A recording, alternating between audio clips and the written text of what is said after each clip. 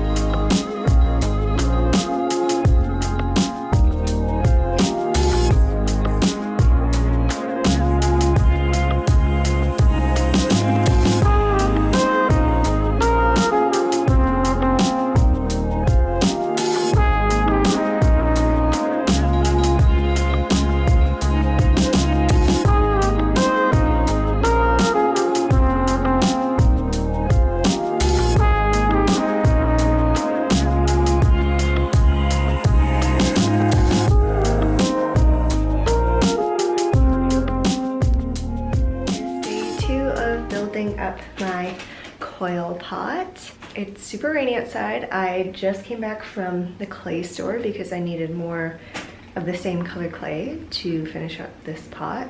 I don't think I'll get it done all today, but I'm gonna try and build another 10 inches today at least, I'm hoping, and then I'm also gonna throw some pieces as well. I'll show you what it looks like now. I just had it covered up overnight. It's still on the banding wheel. I think I'm gonna slice through the bottom. I am not a professional hand builder, so we'll see how this goes. This is just like a fun experiment and hopefully it works out. So more bright white clay, and we're gonna uncover this.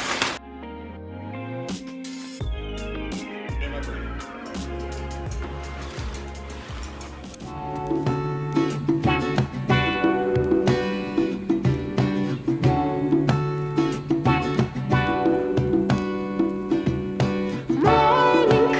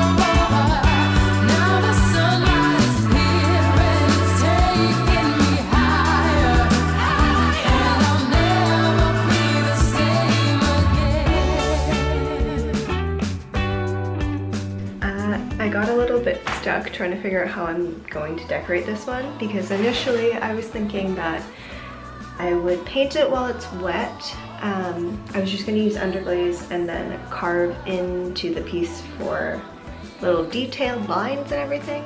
But I just got off the phone with my mom and she was talking about essentially being careful because it is a big piece and I don't want to mess it up so quickly. And I haven't done any tests with the blue that I want to use, and I haven't done tests with this clay necessarily to see how it looks carved into like that. So now I'm kind of thinking that she's right and I should just finish building this one, get it bisqued, and then paint it with maybe a different design than what I was originally imagining and just do like a watercolor effect instead.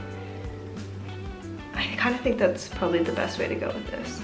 I know in one of our classes, the Gasworks Women in Clay workshop, I remember Maggie Boyd talking about not being scared to make something ugly, and I feel like this is like a perfect example piece of, you know, not being scared to take chances, because at the end of the day, you can always make it again and you'll probably make it better. So we'll see.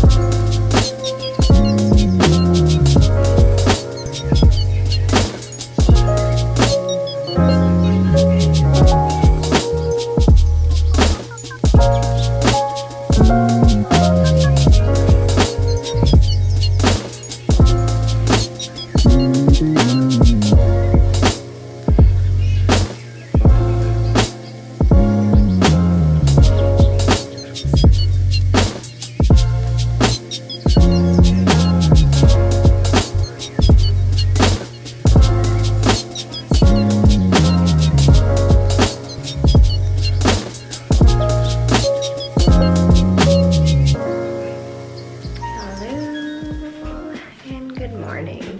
Big piece that I was working on, I let it dry over the weekend and it's pretty firmed up now.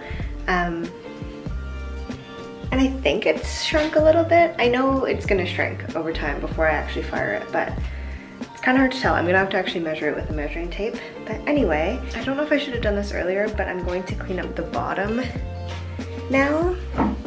As you can see, it's like a little bit rough. The bottom was just a slab circle that I cut out and started building on top of that. At one point when it was starting to collapse on itself, one of the bottom parts kind of buckled, so I don't know what's going on under there.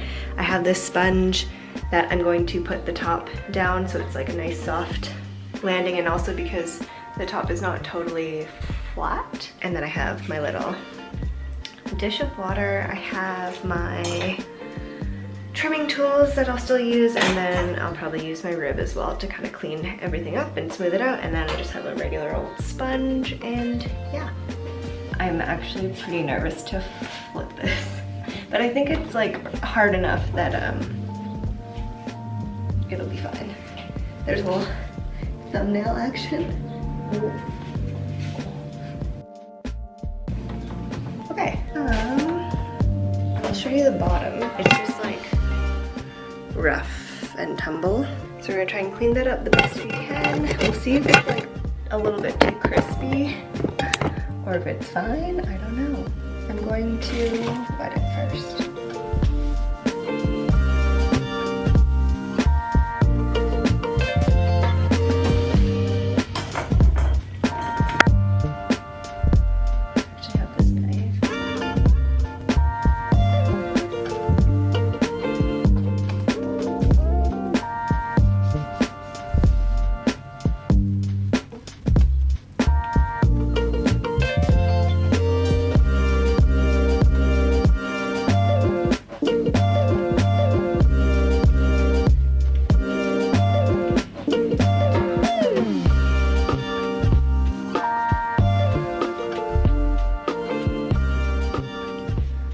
That was pretty quick. Before I flip it back around, I wanted to show you what it looks like now. And as you can see, it's a lot smoother.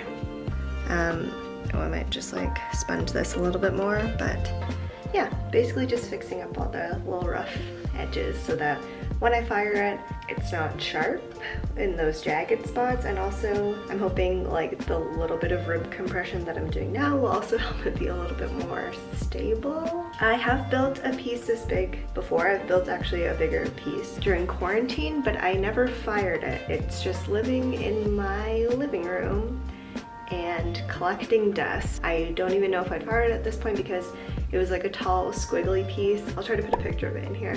But it was a tall squiggly piece that ended up being a little bit lopsided because I wasn't paying attention when I was building it. So unless it has something else to stand against it, it kind of just tips over. I did think about building another piece complementary to it that would go to, like they would go together and it would hold it up, but I'm not there yet, so I don't know what I'm gonna do with that. I'm gonna have to figure it out before I move.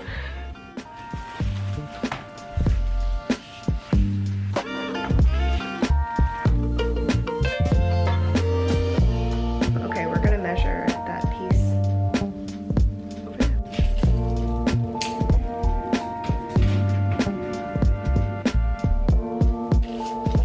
So, turns out it's only shrunk a 1/4 of an inch, which is not bad. It's still not totally dry, so I'll keep you updated.